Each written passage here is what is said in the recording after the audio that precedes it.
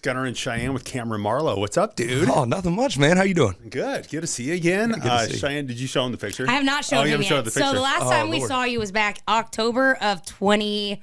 Oh gosh, what year was this? Would have been 2021. It was. I don't know. I just screenshotted it, so now it shows 2024. But it was right after COVID. It was the first Country Thunder we had back. That would have been 21. Yeah, and things have changed. So I want to show because I need to show you how much all three of us just like major babies. Oh my gosh, I look like a child. Tiny. Oh, this road has worn me in hard.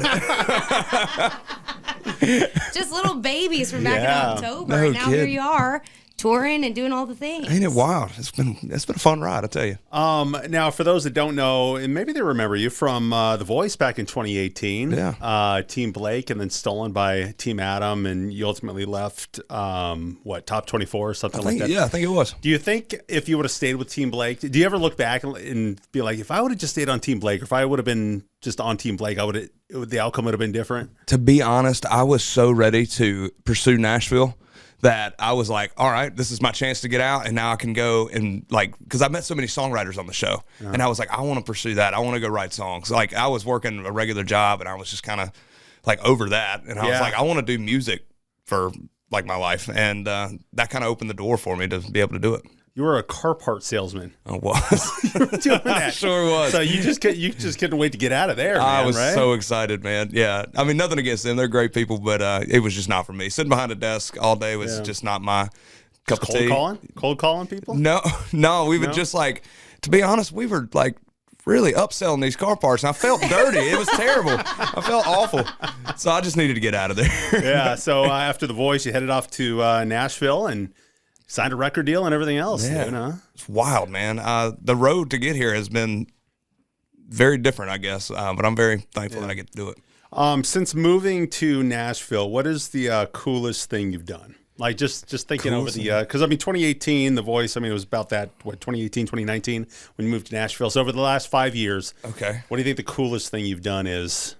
For me, this is so lame, but I got to go back and headline like the bar I went and like watched all like my very first shows at. Yeah. And like that was like a moment for me. Like if you played Coyote Joe's back in Charlotte, like you had made it. And I was like, oh man, they asked me to come headline. So that was a cool moment. I don't for me. think that is lame. I don't know. I feel like At there's all. cooler. Like I could have been like, oh, Post Malone or something. I don't know, but I ain't got to meet him. But I get it because like my dream, something that I strive for is to go back to like my high school in my very, very tiny hometown and give like a speech in the gym that I watch speeches at. So like I get that. Yeah, it's that like makes a lot of sense to me. It's like a full circle thing. Yeah, exactly. Like from where I started to where I am now, and now you get to come back. Like that's super cool. Yeah, appreciate You should give that more credit. All right, appreciate it. You have a single out right now with Ella Langley. Yeah. It's called Strangers, which is about a toxic relationship. Talk a little bit about that. Well, I feel like a lot of people have been through that situation. Me and Ella, but me and Ella, like we really didn't know what we were going to write when we wrote in the room. She's like a bold person. And I love her to death. God, like she's hilarious. And she was opening up for us in Hattiesburg, Mississippi. She just walked straight up to me. She was like, Kameron, why haven't we wrote? I was like, Ella, I'm sorry. We will make this happen. So we sat down and we wrote with a couple buddies, and it just was one of those things where we sat and talked for a while and just kind of chatted with the other writers in the room, and we didn't know what we were wanting to do, and we definitely weren't trying to write a duet. So like we just kind of started fumbling around a little bit, and she was like, what about this? And I was like, that's a really cool idea. I definitely know that. So it kind of fell out, but we tried to make it like a true duet where we sing together basically the whole song.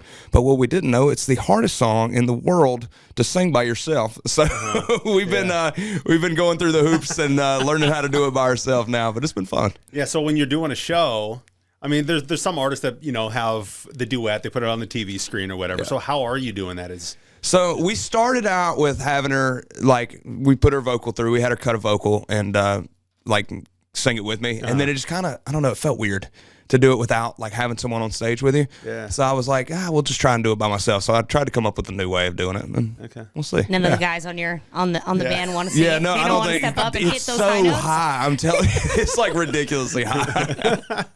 I think you should put the challenge out there. I think one of them should step up. Yeah. A couple just random questions here. Last celebrity that you followed on Instagram? Last celebrity I followed on Instagram. Camel doesn't count. Because you should already be following us. That is very true. I'm gonna go with the Chiefs' new signing, Xavier Worthy. Okay. Yeah. You're a big Chiefs fan? Yeah, I'm a big Chiefs fan. Yeah. All right. Movie you can watch over and over again. Oh, that's a hard one because I love movies. I watch a lot of movies. I just watched War Dogs for the second time the other day, and I think I could watch it again. I love that movie. I haven't seen that in a really long time. Yeah, that's a good one.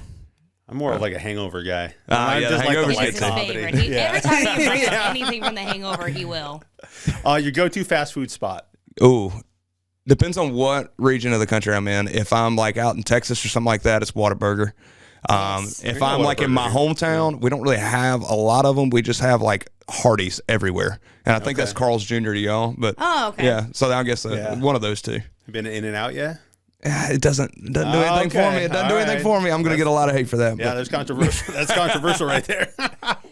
Cameron, you got engaged last year. I did. Congratulations to Megan. Have you guys like started the planning process? Yes, we have, and I think we have a venue. That's all we've got. And our wedding is like a year out. We are very slowly getting to it, but we're gonna have a super small wedding. We're very excited to have like just our family and friends there, and kind of be low key about it. You know? Yeah, I get that. Going into the wedding planning process, was there anything that you were like, I don't care what you do, but I need this one thing? It's got to be the napkin colors. I feel like I'm completely kidding. No, I am definitely letting her take lead on this, and I am there for moral support and the backup.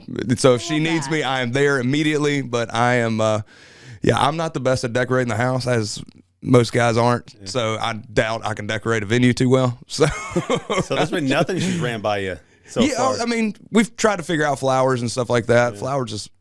It's out of my pay grade. I don't know a lot about flowers. Yeah. I'm just like, yes, babe, that looks great. It's like knowing your lane. You're staying in your lane. Yeah, I'm staying in my lane. And you're honest about it. Yes, exactly. Which is a great thing to be. Instead of you being like, I think, and then you're like, actually, I don't know. Yeah. So I love that. You haven't thrown out like camo and she just shot it down at all? Or No, I already know better for that. Yeah. Now you've been out and about. We talked about a little bit off mic how you had just been in Albuquerque a couple of days ago, and you had an interesting run-in. We had an interesting time in Albuquerque. I guess I could tell that story again. So basically, we play the show, and it's a great show. We had a ball, but we got in our car to leave, and we go to this hotel. We thought it was our hotel. It was actually our driver's hotel. And it was kind of in the middle of nowhere, Albuquerque, probably not the best area. We get there. We notice things are kind of weird. The manager starts looking at us weird, and we realize that he is absolutely hammered. And we were like, what is going on? So he makes us like call our tour manager because they won't give us a room because our name's not under there. So he's like, well, I need to hear from this guy. And we have to wake up our tour manager. He thinks we're getting robbed because this guy's belligerent, asking like, what is your name? What is your name? And Colby is probably on the bus freaking out because they're headed back home. And, after we got that, we got our room keys and everything. We're like, oh, this is finally over. And he was like, can we get a picture at least? Y'all just played down the road. I was like, oh, okay. I don't know who you are, but like, can we get a picture? Exactly. Did not know who we were at all. And so he asked us to come into the back room. We passed a half-drank bottle of Jack, so I knew what had happened there. And then he like digs in his bag and pulls his gun out, and that's when I'm like, oh my God, this is over. We're getting robbed right here in Albuquerque. And he was like, and then he unchambered it and everything, and he was like, I just want to take a picture with it. So there's a picture out there floating around of me, my guitar player, and this drunk hotel manager with his gun. I mean, at least he cleared it, right? Yeah, like, exactly. He could have not he practiced gun safety, and I respect it. What do they call that in other guys when they do the desk shot? The desk pop. Yeah, he could have done desk pops, but he didn't. That would have been wild. He's like, you want to do your first hotel pop? And I'm like, no, I'm good, man. Hotel pop.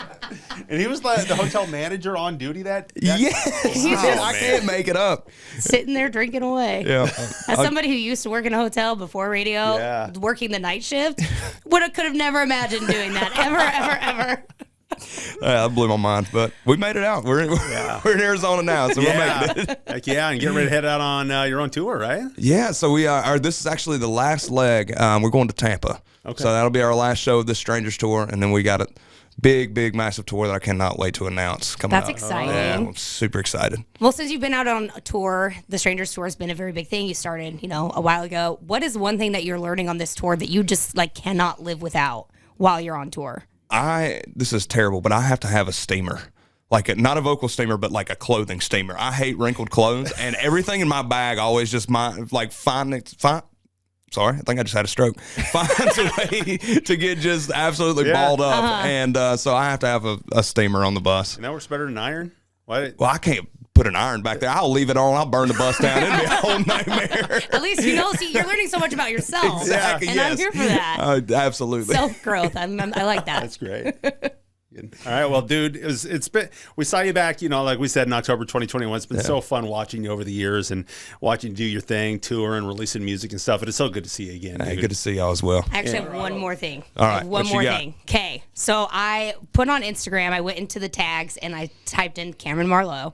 And did you know that your hind end has been featured on an Instagram account? Yes, I do. I already have been down that road. Everyone has sent this to me. If you don't know, because clearly Gunnar doesn't know, it is a post in appreciation of Cameron's butt. Oh, wow. Hey, You and Laney kind of have I something know. common there, huh? So I'm saying we're gonna do a duet next. Oh man, I just had to break this. Just so funny. Yeah, I have That's seen that. hilarious. That cracked me up too. Megan actually found it, my fiance. Oh, So yeah, she how'd was that like, make "I her like feel?" this page." I was like, oh. "Thanks, babe." Man, that's a follow. Hilarious. Well, it's good seeing you, dude. Hey, good to see y'all as well.